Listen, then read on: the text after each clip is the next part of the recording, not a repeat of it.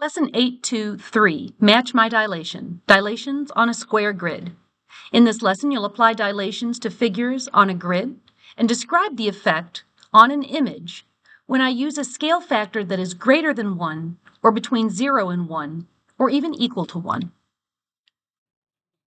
All right, on page 70, hopefully we're starting to get a little more comfortable with dilations and scale factors and centers of dilation.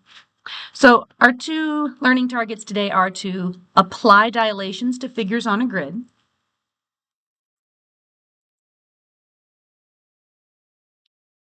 Apply dilations to figures on a grid. Makes it so much easier to measure. And secondly, describe the effect of that scale factor. Describe the effect of a scale factor. And I'm going to branch off in three different directions here. Describe the effect of a scale factor that's greater than 1. So when we multiply by a number that's greater than 1, it's going to stretch that figure bigger. When I come to the bottom here, I want to be able to describe the effect of a scale factor when that number is between 0 and 1, like a fraction. And when that happens, the preimage will shrink. And I even want to describe what happens when it's equal to 1.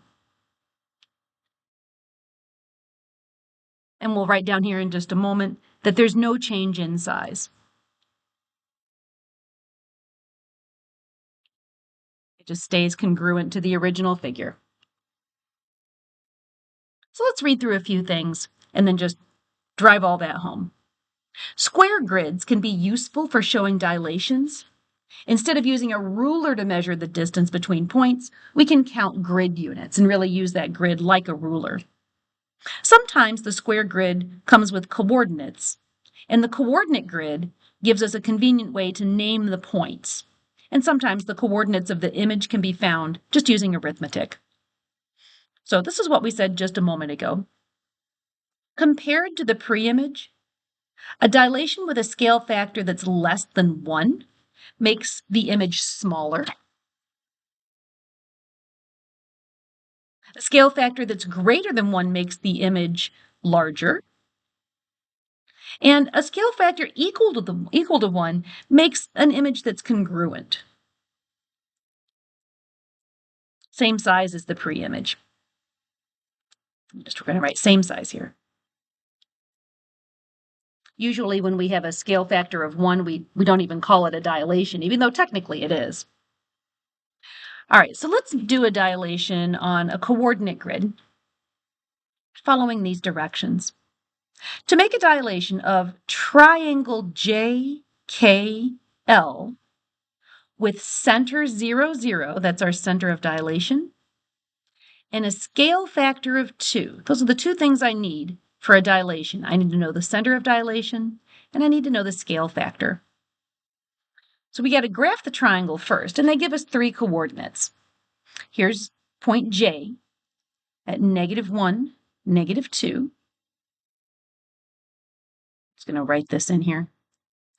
1, -2, that's point J. There's K at 0.31. Let me go to the right 3, up 1. That's point K. And then point L at 2, -1. So from the origin, I'll go to the right 2 and down 1.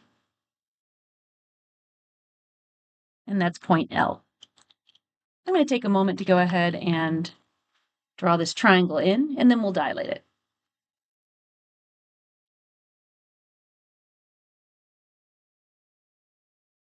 Right, there's triangle JKL. Now, if I want to dilate that, I need these two pieces of information.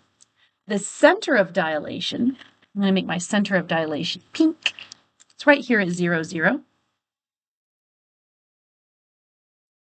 So I'm going to be measuring from 0, 0 to J from 0, 0 to K, and from 0, 0 to L.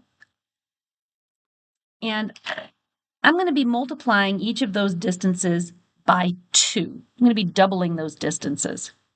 Let me see if we can do it here. Let me get a different pen. I guess we'll take this pink one.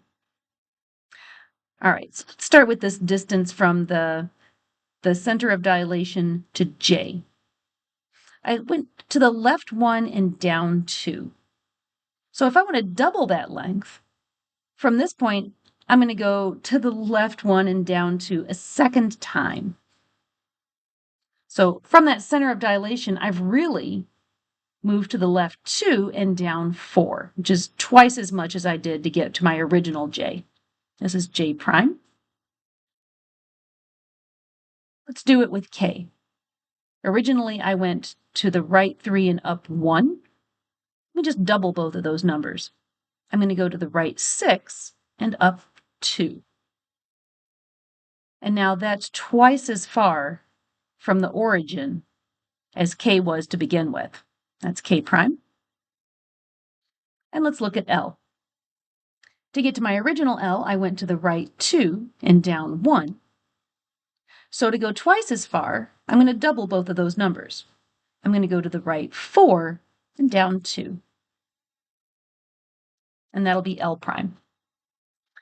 Let me go ahead and connect those 3 points, and I think we'll see that it's the same shape, just a different size. All these side lengths are now twice as big since our scale factor was 2. Yep. That pink one looks the same shape, just a different size. So we used the scale factor to find, we used the scale factor to make our new points. And let's just go ahead and write what those new coordinates are. So J prime is -2, -4. And before we go any farther, I want to compare J and J prime. And I want you to keep in mind that our scale factor was 2. So I really multiplied this x value by 2 to get this x value. And I multiplied this y value by 2 to get this y value. Now this only really works when the center is 0, 0. But since it is the case, let's go ahead and see if we can just double these numbers and wind up at K prime.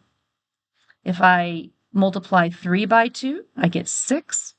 If I multiply 1 by 2, I get 2. Let me see if that actually worked. Let's find the coordinate 6, 2. 1, 2, 3, 4, 5, 6, and up 2. There it is. And so I should be able to do the same thing with point L to get to L prime. I'm just going to multiply each of these original coordinates by 2, by my scale factor. 2 times 2 is 4, and -1 times 2 is -2. Let's see if that worked again. So to get to L prime, I should be able to move to the right 4 and down 2. And that worked just fine.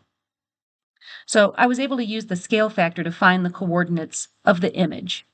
And I'll say again, this only works when the center of dilation is right there at the origin. I want to make sure we do stress the simple answer to this question. It's simple but important. What stays the same between the pre-image and any dilation? And even though the side lengths change, the angle measures don't change.